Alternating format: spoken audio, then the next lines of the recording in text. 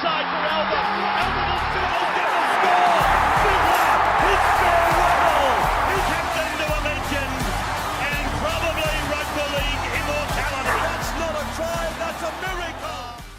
G'day guys, welcome back to the Take the Two podcast. This week brought to you by Subway, the perfect pre-game winter feed. I know I'll be getting stuck in before State of Origin number 2, the New South Wales Blues looking to make history. Speaking of history in the New South Wales Blues, my favourite Blue of all time. How are we, mate? Oh, please.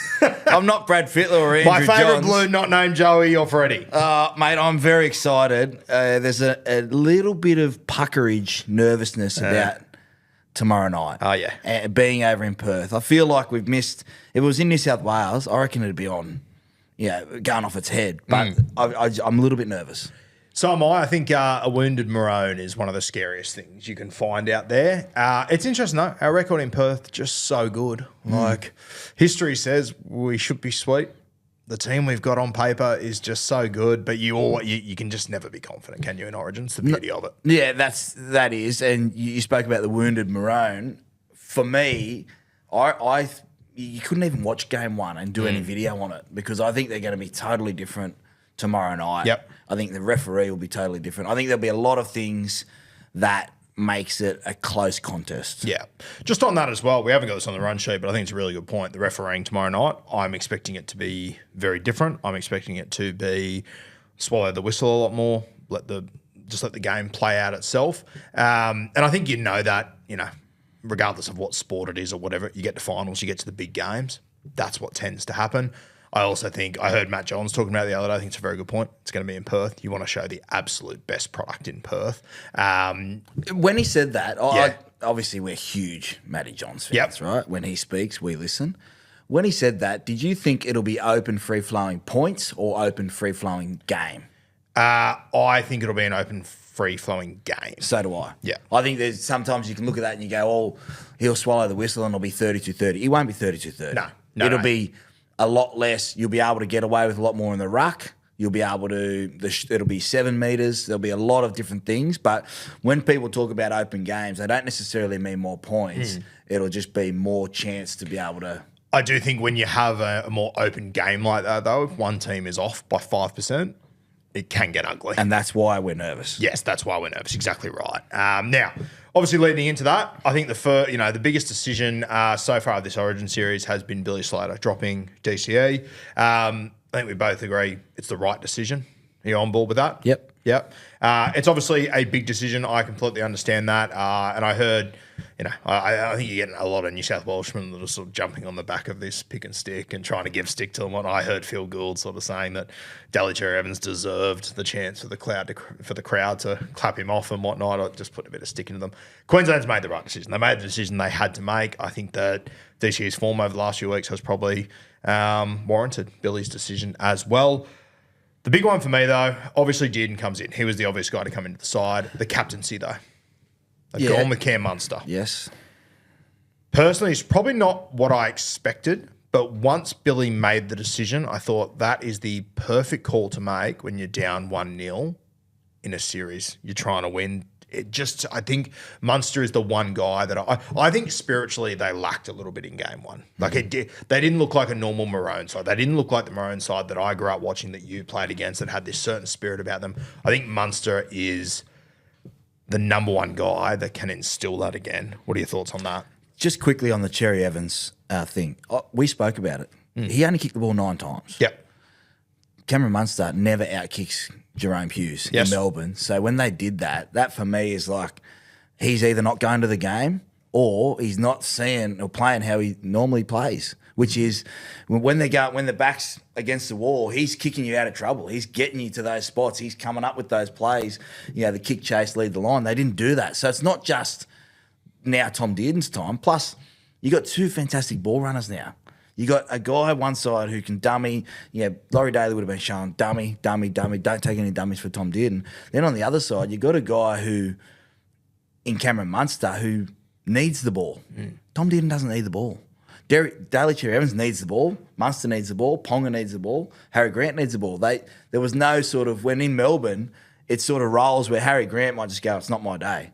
So Pappenhausen and Hughes support the ball, and it's Munster's day. The captaincy for Munster, it had to be a must. Because if I think about the series that we've lost over the last 5, 6, 7 years, we've lost the moments. And he's been at forefront of that. You know, deciders in Sydney, we've seen him come up where the ball's just trickling away and there's a late offload out the back and he dives on it. You go, how many Cameron Munsters is there out there? Yeah. And you know he's going to keep going to the game. History will tell you about Cameron Munster is if he makes a mistake, he just like a goldfish. He's like what Jimmy Maloney was in terms of origin in that moment and those big mistakes. He could throw an intercept. Next set, he'll get it and run the same play and go for that. So they've got that confidence in Cameron to be able to do that. And I think what it does is it puts a little bit of pressure on KP, Harry Grant. Let's go with him. Yeah. Let's not wait. There's no tomorrow. If they lose the game, the series is over. 2 series in a row. New South Wales lost 8 in a row and it was the world is ending. If Queensland lose 2 in a row, that's how they will feel based off their dominance for so long. So I think it's a great decision by Billy Slater. It scares me. I would have rather him have Tino and then go off. But now he's forced, not that he's not in the game, but now Cameron Munster is forced to be in the game the whole game. Number one thing that stood out for me that you just said, that there is no tomorrow. Could you think of a guy that more suits captaincy of there is no tomorrow than Cam Munster? No. He's just all chips in. And less is more. I can't see him in there going tactical. Origin's not tactical. Origin is you have a very basic plan and you get to it and you win the little moments, which turn into big moments. Whether that's in the 1st minute, the 15th minute, there will be moments tomorrow night that you text me and you go, that was a moment. Yeah. And if New South Wales are on that ball or they turn up with on a play or they defuse a kick, that will be the moment. Cameron Munster needs Queensland to win some of those moments. And if they don't win it, New South Wales will win. I think as well with Cam Munster, as far as his career goes, I think he's an Origin great already from what he's done. Obviously a fantastic NRL player. But I do think over the last probably 2 or 3 years, he's probably been a little bit quieter than what he has been in the years before that. You know, like when you talk about Origin moments, I've got heaps that come to mind for me with Cam Munster, but probably none of them are in the last 2 or 3 seasons. And there's been injury and all that sort of stuff in it. Same with the Melbourne Storm. Obviously, you know, it's unusual for the Melbourne Storm not to win a comp in the last 4 years or whatever it might be. Lost a grand final last year. I think that I think Cameron Munster would see this as a golden opportunity for the back end of his career to go, okay, Queensland's on their knees here.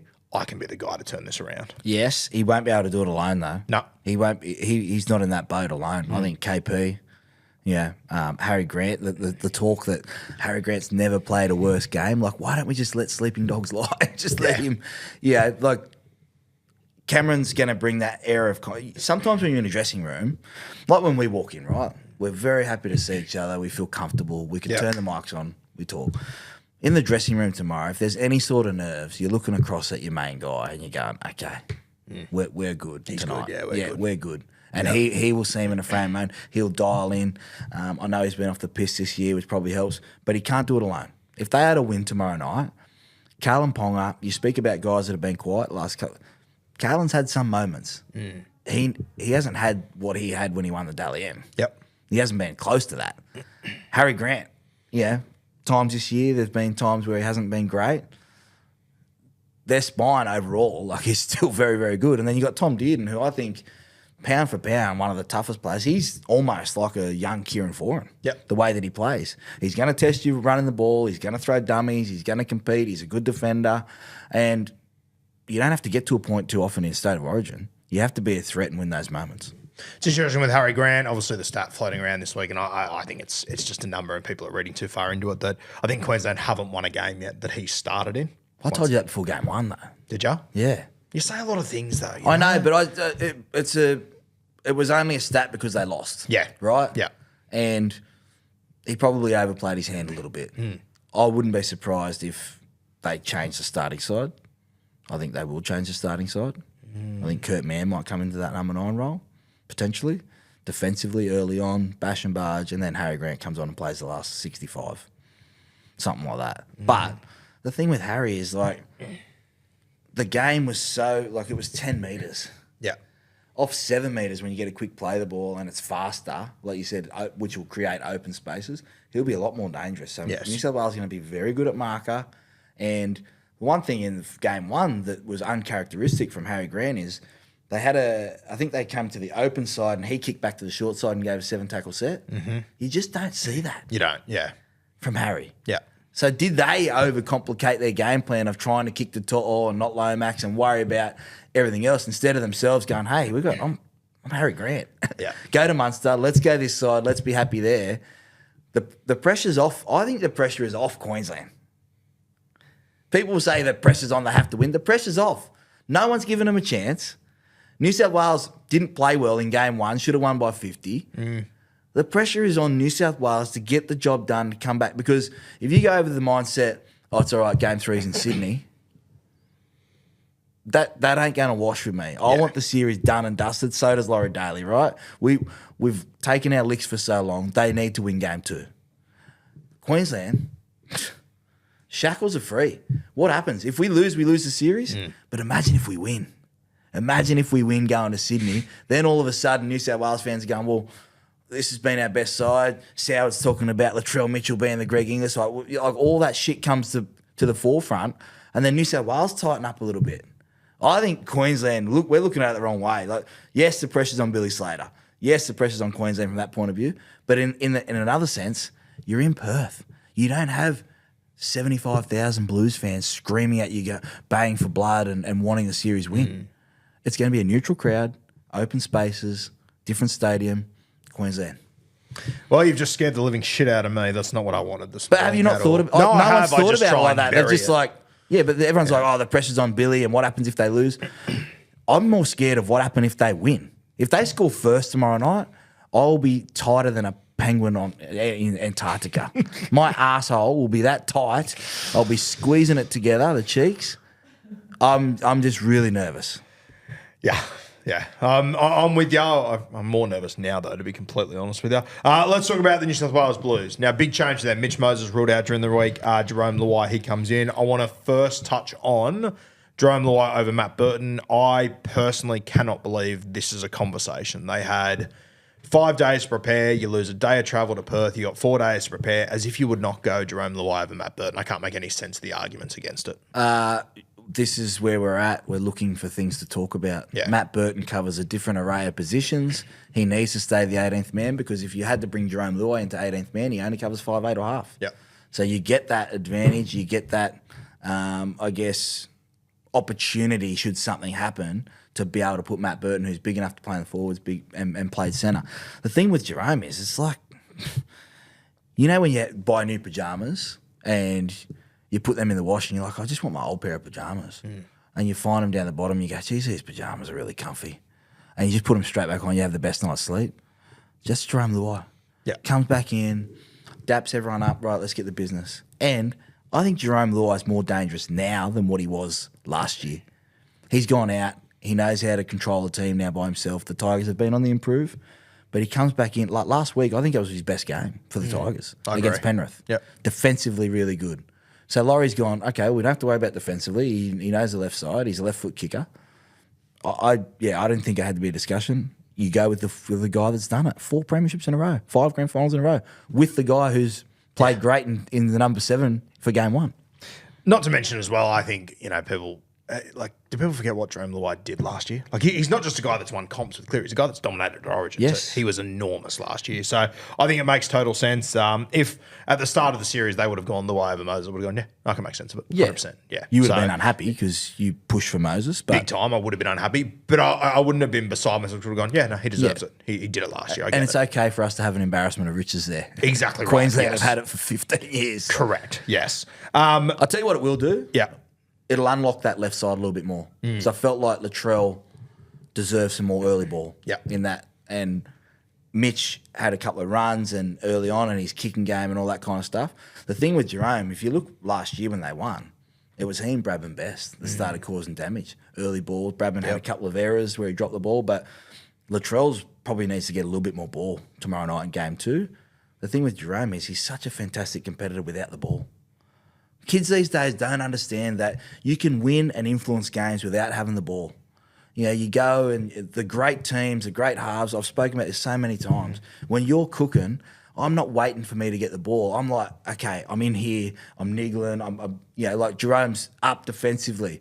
Last week he won without the ball, and they come up short against the Panthers, but it was his best game because he didn't need the ball. Then when he got the ball, he was effective, and he came up with big plays. So that he's made for these moments. I love what you said there about that left edge. I think that Luai will be much better for Latrell as well. I think they'll just have each other up and about. I think that left edge is not going to be fucked with in that game. No, and it was last year. There's just throw me the ball. Yes. Yeah. Mate, we've got a question from T Summers 7. It says, how much game plan changes have to be made with 2 new halves pairing? I imagine it's pretty rare that we have 2 new halves pairings in game 2 for both sides. Well, I would imagine it doesn't happen all that often. What are the sort of the game plan changes that you see for both sides? I don't think either game plan will change too much. The one thing about New South Wales is they play with Nathan at first receiver a lot, and they didn't play at the back. So if you watch the touches that Yo had, it was all front door. A bit like Katoa and the Dolphins are playing, and we've spoken about it endlessly. So I don't think that will change at all. I think what you'll see is they'll go back to not Penrith ways where they play at the back, but I think Dylan Edwards will sit on that right-hand side a little bit more, and it'll be short pass to Cleary, drifting across runners, out the back to Luai, and then they'll play short shape versus Dylan Edwards out the back. I think they'll have a lot of ball runners on that side coming out is Dearden. They'll try and test Dearden out with Crichton and Latrell Mitchell, and they'll try and get that double lead shape. I think that could be what you see. The other side, Dylan Edwards, Crichton, lots of change of angles. I think if New South Wales are to win, you're going to have lots of change of angles. For Queensland, depends on what I know we're going to talk about their starting side in a second, but geez, they just played out the back a lot. It was easy to defend, and New South Wales' defence was great, but they didn't really get tested. I think that they'll probably play with Dearden. I reckon he'll play very similar to Cleary. He'll get his hands on the ball a lot more, and he'll have times where he's out the back early to Munster. They'll double back round to the left post, and they'll come straight out the back to Ponga, and he'll just facilitate either side. He doesn't need the ball. He's quick, and then just when they think it's going out the back, he'll dummy and try and take someone on. So the game plans won't change too much. I think that their styles from game 1 will seem the same. But again, it'll come down to fatigue. If the referee's refereeing it differently and the ruck speed's just ridiculous, then that invites Harry Grant, who's better probably recognising the ruck than Reece Robson. But I don't think it'll change too much. Now, you mentioned it before on the show for people that are new to the podcast. Change of angles. What does that mean? How do you achieve it? What does it achieve? Yeah, so change of angles, so much you see now, especially when Cleary and Penrith, they've done it with Tungor for years where they just drift out and bring him back across. So if that's your defensive line, everyone moves together like that. You want to try and stretch back through the middle, right? So the back rower has to come in, maybe one of the middles. Then you've got either 3 on the short side or you get a front rower that has to travel and be that 4. So you can see Luai, I would love to see him drop Latrell Mitchell under a couple of times early, back against the grain, come back in. Then they'll have the open side shape with Cleary to the right-hand side with Edwards, or they can go short side with Luai, Crichton, To'o. But you're really trying to move the defence. Sometimes we get guys that come right back in across the ruck. That's when they're skimming a little bit. That's a Crichton carry where he comes in and then they just get their numbers wrong if you can get a quick play of the ball. The other times is the hook line where he gets right across and he hugs back into there, and then they have to shut from the inside, and then you'll be able to shift. So change of angles done with purpose is so dangerous. My favourite. If you're looking for a really good example, like obviously Nathan Cleary's been doing that for the last few years at High League. But if you go back and watch the Vegas game, I was lucky enough to be up in the grandstand watching it from up high, and mate, just watching Nath, how he would use Isaac Tungo and how they would it was the same set just on repeat, and it was all about turning him in under on the right post to get at Nico Hines over there every single set, and it was just, fuck, it was good to watch. It's just like watching a whiteboard every time. Yeah, because everyone's got the same moves, right? Yep. But you're trying to get that one person out of position to get someone else to fill in who may not have defended there. So if you go down from 40 out, that's why I think Latrell gets some more ball. Yep. If they're able to get just outside left post, Luai will just swing down there and hit Latrell and go to work. There'll be no... Yeah, but the change of angles back... And I think Queensland can do a lot more of it too. Yep. You know, with Munster coming back in, you've seen the Bulldogs, they turn Burton back underneath, and then all of a sudden they go, it's a 5'8", and then everyone loses their shit, and then it's scramble mode, and then all of a sudden you just flood back through the middle, and then they're coming in from the outside, and you go pop out the back. And that's what will unlock Grant too. Yeah. Off the back of I that. think if Dearden's drifting across hitting Tino, Yeah. and they have a 50-50 split, I reckon that will probably suit them a little bit more versus the long shift. Yeah. Mate, one thing I want to talk to you about, I've brought this up on the podcast before, and every time I do, I get told I'm fucking crazy, so I'm glad to hear you say it. Stadium shape. Yeah. Talk to me. Well, it's a round stadium, Mm-hmm. and so when we look at Suncorp and that, it's like that. So when you walk out there, it feels normal, it feels natural. When you play at the SCG or these round ones, it's almost like the field's on a diagonal. So and then there's so much space towards where the seats are. Your bearings can be off by a metre, and it might be 5 metres out in the full. So I think we'll see a lot more conservative kicking game from both sides in terms of kick to a corner, which is what we do now anyway.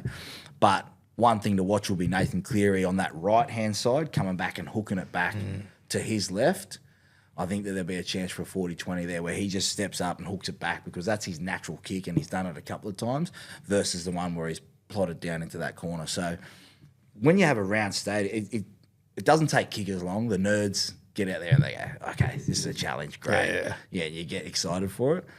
But it can just a little bit switch you off. And the other part about their goal kicking as well, it was such a big deal, mate, about the balls and all that kind of stuff. When now they've got the balls to worry about, and hopefully they're back to normal, all right, with the printing, but we know they're not. And then you can just get your angles off a little bit rather than you've really got to go hard at the post versus I think they lifted their head a little bit in game one, but it's totally different. It's being in a round stadium is totally different. There's one thing I really noticed a couple of years ago when Allianz was getting redone, the Roosters played out of the SFS. You'd notice that the away teams that would come there, they wouldn't warm up on that field too. They'd warm up out the back. Yeah. And it was one thing I noticed that the away kickers, like the Roosters obviously spent time there and whatnot, the away kickers coming there, the dimensions really fucked with them. And when they played at the SCG, they didn't play out the back a lot. It was a lot of change through angles, Teddy flooding through the middle because he had a period there where anytime they'd come back through the middle on the cricket pitch, he was straight through. Yeah. So I think there'll be a lot of that from New South Wales, hopefully. Yeah, for sure.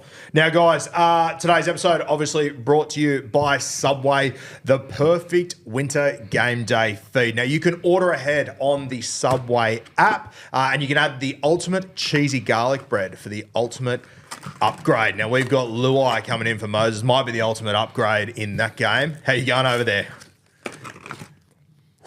Give me an out of 10. Talk to me. Mate, beautiful. I It's love good gear, garlic eh? bread. I love Subway. I love the cookies, but the thing about the garlic bread is you can get aggressive line speed on it. You can. You can just fly off Steve Maddai 08 at Brookvale, outside in, and just have aggressive line speed on it. I'm going to go for another one. Oh, you're on borrowed time, my friend. You know, That's good gear. you know what you can do with your cheesy garlic bread? No. Get a meatball foot long, right? And you can't do it in the NRL anymore, but you can have a spear tackle just into some of that sauce. You can spear tackle the cheesy garlic bread into the meatball sauce. You'll get 6 weeks for it, but that's okay. I'll back that. So, yeah, you can upgrade, get your cheesy garlic bread. It's back in action. A bit like Jerome Luai, back with a bang in Origin big 2. So, yeah, pairs perfectly with the signature menu. Now, the signature menu, what's your choice on there? What do you go for? I'm a chicken fillet guy or the meatballs. Yeah, I'm a meatball guy. There's a joke in there, but Yes, you already used it on me earlier. But I did. Are you like a sauce on top guy? don't waste my time with stupid questions. Look at me, I'm a sauce on everything guy, mate. So I'm actually chicken fillet, lettuce, carrot, mayo on the chicken, or the meatball sub with a little bit of extra salami. I no matter what I'm having, I will always ask for the extra jalapenos on there. Will ya? You a jalapeno guy? Yeah, I'm mate. not a jalapeno guy. No, good. Don't touch them because I'll be having them. I will tell you what you ready do steamed. do. Talk about perfect pairing. Always wash it down with a beverage.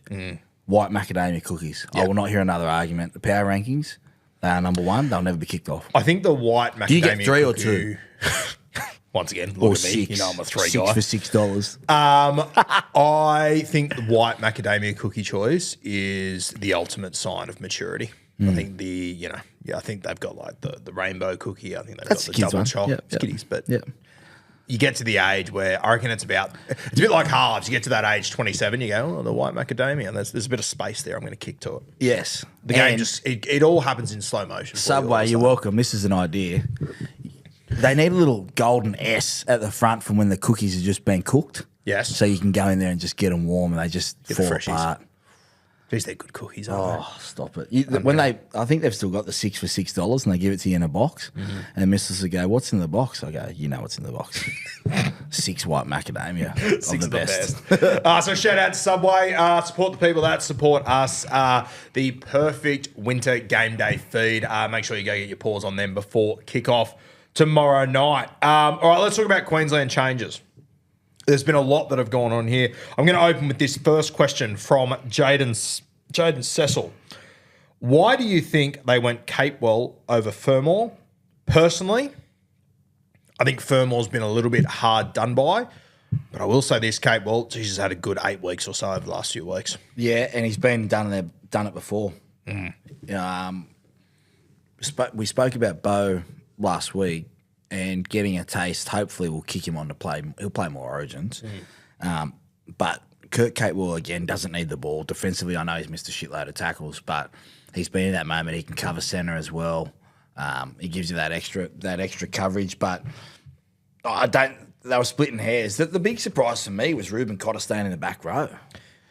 Well, I thought that would have been, for me, and again, I'm by no means Billy Slater's level of coaching, but if you looked at the benches, not enough's made about the benches these days and the matchup. Like Connor Watson, elite at 14. Yep. Okay, Spencer Leniu, we know what that is. That is a wrecking ball. Okay, Hudson Young, a little bit of X factor, but nitty gritty. And then you got Stefano Toikamanu, who's going to be that big bopper roll through the middle. Okay, Carrigan's a starter. Nene was their best player in game 1, so I wouldn't be surprised if he starts. Lindsay Collins, Kurt Mann. If you want to fight fire with fire, Ruben Cotter comes off the bench. Carrigan goes, Cotter goes to, beg your pardon. They have Nene start on an edge and Cotter comes off the bench. That's what I would do. Because when Spencer comes on, who's going to go after him? You could literally say, Ruben, our tactic this week, they think we're not going to kick off to him. As soon as you see him get up and start warming, I want you to warm up and start going towards him. And as soon as he gets the interchange card, we're going for the interchange card. And you're just going to try and take his head off. Mate, I'm looking at this Queensland side. I genuinely reckon there's a world where none of those 4 interchanges start on the bench. Yep. There's genuinely a world where all 4 I of them could see be the Kurt Mann starting. I could see Collins being up front with Tino. I could see Loiero going off. Yeah. Yep.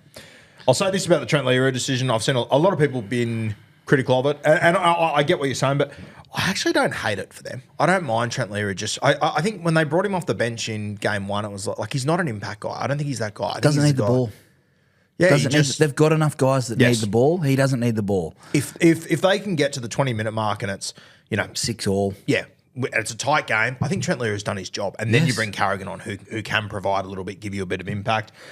For me, if we put Pat Carrigan on when if they put Pat Carrigan on when Spencer Leniu goes on, I go, okay, this will be interesting. They put Trent Loiero on, I go, no, I think we'll be okay. Yeah. He doesn't provide the same punch. So I think who's a better player, Pat Carrigan or Trent Loiero? It's Pat Carrigan by distance. But I just think for the way this game is going to play out and the way that Origin is played in 20-minute increments instead of 2 halves, I think it's a good decision by Lindsay Collins for Mo as well. Lindsay Collins for Mo Fodawaker. Yeah, that could be old head, go after him a little bit, and you've still got, again, with the ref will be different tomorrow. I cannot stress how different he's going to be. Yeah. He, as much as he'll say, no, I'll ref it. No, it'll be 7, maybe 6 metres, some of the play the balls. But you're right. Again, Kurt Mann defensively could go out there and do a job, and then that scares the shit out of me. If they start Kurt Mann and then Harry Grant comes on 15 minutes in and they happen to be up 6-0 or it's 6-4 or something like that, and then Grant comes on, that scares the shit out of me. Do you think they will do that? I would. I don't know what Billy and Queensland, they probably don't care what we think, but I mean, Harry's such a great player, but 80 minutes in the middle at Origin. Yep. If you're going to use because otherwise you've got Kurt Mann, you're essentially saying to Pat Carrigan when Kurt Mann comes on that you're going to play up front. You're not going to distribute the ball at all. Now, we've seen Pat Carrigan back in the 13 last week for the Broncos, how dangerous he was. So, but I think you're right. I think they could be a lot of changes. I wouldn't be surprised if there's a late change for the Blues and Stefano starts instead of Max King.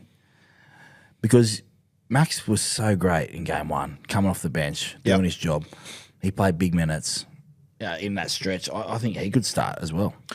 I would be keeping Harry Grant out there to start personally. I think on the New South Wales one, I've said this before, and I'll fall on my sword as soon as I'm wrong, which I hope I'm wrong ASAP. Stefano, I just don't see it as a starting front row forward yet. I know you've been behind him, and this is what makes it so hard for me. I don't see it, but mate, so many people that I trust and that I know the game inside out can see it. I just feel like I'm missing something with Stefano at the moment. I think a lot of people at home are the same as well. Yeah, he's the stats. When you see stats, can be misleading. Oh mate, it's not even stats. No, for but me. I meant It's for fucking other eye people. test. For me and you, we don't. Yeah. It's the eye test for me. Yeah. Big body, can crash forward, Payne Haas, fast leg speed, can get to other areas that Stefano can't. And I think that if you're looking for size, he could come on and help dominate that first start. I would feel more confident if Max King was coming off the bench because I feel like that we've got an advantage with Stefano. If you talk about Stefano and Payne Haas starting, we're bigger. Different size forwards. You've got a lean one who's going to get through plenty of work. They even sub Yo off in game one, which we probably didn't expect in that rotation. I wouldn't mind seeing Connor Watson get a little bit more time as well. I thought he changed the ruck speed. Yeah. I think he changed the ruck speed for the better for New South Wales. But for me, Stefano, big forward, can lean, get a quick play of the ball. You don't have to worry about he's just go and rip for 20 minutes. Plus, we've seen him in the Melbourne system. I've told you, Craig Bellamy knows how to get the best out of him. If he just says, mate, Laurie goes, what do you think about Stefano? He goes, mate, start him. He'll start. And we just want this from you. Yeah, like there's things that are beyond what we talk about, the different tactics and the way you talk to people that are going to be able to get the best out of him. And I think Craig Bellamy has that advantage with Stefano. Yeah, big watch. As I said, But the only person that offloads in that pack, right? Payne Haas, Angus Crichton, right? Mm-hmm. Max King doesn't offload. Stefano's got a little offloading.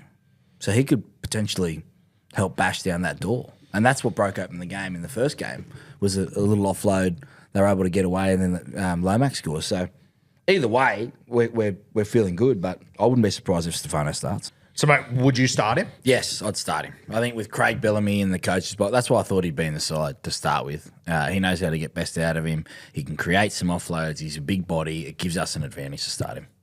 All right, let's talk about Mitch Barnett. This one comes from Joel, the true impact of no Mitch Barnett. A guy we're really going to miss, and we just had the conversation about who comes into the front row and whatnot, but what are we going to miss with Barnett out? Well, I think we underestimated how aggressive he is.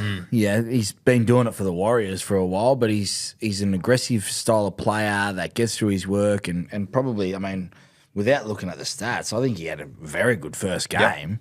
So they might be lacking in that terms of aggression up front, but I think that they can cover it. They've got some workers there. Plus, when you're up 1-0, they don't have to change too much, New South Wales. So it's not like they've lost Cleary in this position. They can put someone else in. They can go get on the front foot straight away, hopefully. But, geez, I'm impressed with Mitch Barnett. I heard you speak about him a couple of weeks ago that he'd be one of the first guys Perth Bears should get. Yep.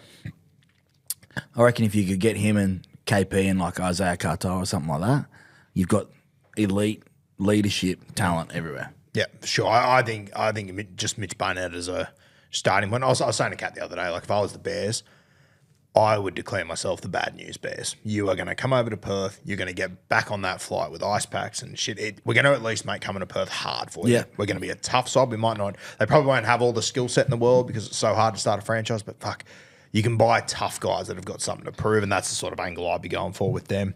All right, let's get to our final predictions for this game. Game 2. Do the Blues wrap up the series in Perth, mate? I was just trying to get his stats up for game 1. What do you have? 41 minutes, 12 runs, 110 metres. Yeah, that's at the start of the game, Mitch Barnett. Sorry. My prediction is New South Wales to win. I think it'll be tight. I understand they left some points out there in game 1, but I think it will be tight early, and then hopefully we skip away at the end. In terms of the score, My gut said like 20 points at the start. Maybe I was just listening to all the hype. I think it'll be like 12 or 10. Yeah. I think it'll be really nitty-gritty. And the referee coming into that, I think that's a huge watch early. Man of the match, I think he puts a stamp on it. Nathan Cleary. Yep. Yeah, Lomax was probably a little bit unlucky in game one. Payne Haas, I thought, you could have had an argument for either, but Nathan Cleary puts his stamp on Origin and hopefully puts to bed all that chat, man, you had at the start of the year. For sure, without a doubt. And if he puts his stamp on this one, it's done. It's Red Rover. I think that left edge, what is Dearden on? He'll be. I assume he'll be on the right. This is the other thing. Like we don't quite know how Queensland's going to line up. Like I'm not totally convinced yet. Halves is going to play in the centres. I wouldn't be putting him there personally. Capewell starting the centres. I don't think so, but no, I don't think he will personally. But I'm not convinced Val will start in the centres. They reckon that you could see Xavier Coates marking up against Brian To'o. I think Slater's Excuse me, I'm sorry, but it just seems weird. We're missing something because it just seems weird that Valentine goes back in the centres and Hammer goes to the wing. It makes no sense. I can't. No sense whatsoever. Carrigan, Cotter at back row. Like, it just seems really, really weird how they're going to line up. I think that Latrell, the right side got a lot of ball in that first game. I think Latrell gets a lot more ball. Yeah. If you're talking about try scorers. I was laughing yesterday. I was looking at some old content from, I reckon, maybe around the 2010 kind of period where they announced the Origin side and Darren Lockyer did it as the captain. He said, I'm Darren Lockyer, the Queensland captain. This is my team. And he read them out 1 to 17 in their position. I thought, I am so confident if the NRL said to Billy Slater for this game, hey, we want to do that, you record it on Monday, he'd go, nah, not a fucking hope in hell. Nah. I'm going to have 17 changes in this. But we haven't heard any whispers, though. Yeah, and you know what? We didn't hear. There was a few whispers in game one, and I fully expected like a Mo Fodawaker to come off the bench. I thought both Fermor would start. He ran out with the 1 to 17 there.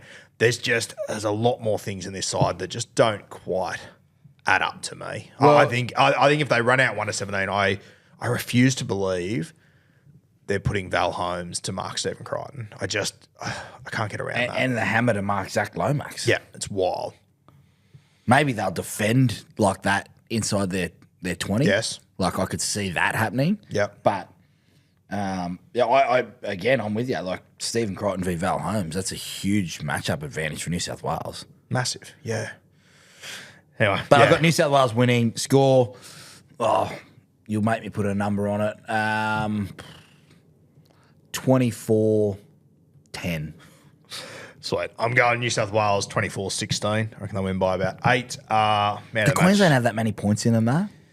At the moment, on paper, no, but I do think they'll be up and about for this game. I think they're going to come out hard and fast. I think they'll have something to prove, but I just think the longer this game goes, the more New South Wales will get on top there. Man of the match, it is a boring answer, but it's just so hard to go past Nath. Yeah. I find it very difficult to look past him. I do think Angus Crichton's in for a big game as well, but I think I'll have to go with Nath there.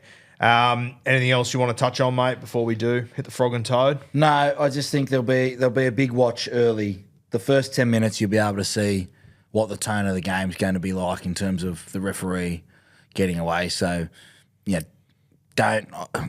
one thing I hear about fans, like when they whinge and stuff like that and, go off about the game, like it is different. If you're watching it and you're an avid fan, it is different. So enjoy that contest of it because in Origin it's going to be a little bit different. Big watch for me, as always, on the kicking games for both. New South Wales have got the advantage there, but I'm very interested to see how Tom Dearden takes over some of that stuff. And then plus their back five. They need their back five get out. There was a couple of periods in the first game, Roo, where they skipped to the right-hand side and they almost had New South Wales a couple of times. Don't be surprised if they go back there and try and put some pressure on that combination early with Latrell and Jerome Luai, but everything about me says Blues, and I hope they get it done. Yeah, I'm the same. I'm feeling hyper confident going into this one. I do think where they inject and how they use Kurt Mann will be incredibly important in this game. Do you think he could start? I think he could. I wouldn't personally, but the other thing about Harry Grant is like if you have a look at in Clubland, like he's played an hour and a half of footy in the last 9 weeks. He hasn't played that much footy under his belt. Didn't play the entire. That would be 80. the argument for him not to start. Yeah, that's what I'm saying. That's what, like from that perspective, it does make sense. He did play 80 minutes for the Melbourne Storm 2 weeks ago, but yeah, maybe it is a case where just because you can play 80 doesn't mean you should. And yeah, look, I don't think they will start, man. But if they did, it would alarm me. Which says alarm bells will probably be a bad ringing player. too if we see Ponga and Munster sniff around the ball in terms of offloads early. Because I think if Queensland are to win, if you look at it, take out New South Wales hat off, if you look at it from the other side, if Queensland are to win, KP has to do more than just wait for his touch. He has to be sniffing around. He has to take that little offload out the back from, Tino. If he's hanging around Tino and Munster's there and they just catch New South Wales lacking in the first 10 minutes and they jump out to a 6-10-0 lead, going to be hard to peg back. Yes. So big watch on Kalen Ponga as well. Plus speculation about his future, all that kind of stuff. I was just about to say, like, if this doesn't go well for KP, like, I wouldn't go as far to say it could be his last game for the Maroons, but it depends on where he ends up, where he goes. Like, if Reece Walsh is back in form next year. Yeah, and if he has a blinder, guess what? He's going to the Perth Bears. Because they won't let him get out of the state. They won't let him go back. Yeah. They'll just be like, we've got to get that kid. Look, we love him. It's like, he's been pretty good over here. What I do love about this game, mate, is that realistically, it's not going to start at kickoff. It's going to start an hour before when you see these final team lists. I'm so intrigued what they do here. Like, this game's going for an hour and 80 minutes. Mrs. Sauer, don't talk to me an hour before because I'll be texting the big fella. Mate, when it hits I told 7:30 you, or he said whatever, that. refresh, Yes, give me something, hit me with something. I can't wait to get a reaction out of it. It's going to be a cracker. Guys, our Origin preview brought to you by Subway, the perfect winter game day feed. Make sure you go and get the ultimate cheesy garlic bread, the perfect addition, the perfect pairing with the signature menu. I'll be getting stuck into a meatball. It's going to be a shocking day to be Like a I meatball. told you, there's not many things that are perfect in this world. There's me and you on Take the Two, and then there's a cheesy garlic bread, spear tackled, 6 weeks, straight into the meatball sauce. And then we'll be enjoying a couple of white macadamias after a famous New South Wales victory. Oh, jeez. I mean, the 6 for 6, if they've still got it. If you don't have it, Subway, bring it back. We're going to hear Do you know about what it if I'm they don't talking have it. No, I do, yeah. Yeah. Like, you feel guilty because you're like, I'm going to order the 6. And she goes, is there anything else? And you just go, I've got a foot long already. I'll just take the 6 for 6. And you sort of say it quietly. And she goes, what's that? 6? You want 6 cookies? And you're like, let everyone know that I'm getting 6 cookies for the drive home. Yeah. Thank you, Subway. Covered in crumbs for the next month. Oh, Back you, it. you just smell it. But you can patent that idea. Fresh S for the fresh cookies on the I like inside. that. You're a thinking man. I just think I love Subway. I'm a big Subway fan. I told you this. When you said we had him on board, I was like, great. Do we get some sort of card that skips the line or free cookies or something? DM us. Reach out again, Subway. We're keen to have you on board. We are keen. How good. We like footlongs and we like cookies. And that'll do us. Thanks for joining us once again, guys. We'll see you next week. We'll be back to our usual preview of the round next week. A little preview of Origin for you this week. But shout out to Subway. Reach out again. Make sure you get stuck into a Subway before the game on Wednesday night. Tomorrow night, Legends. Cheers, guys. We'll see you next time.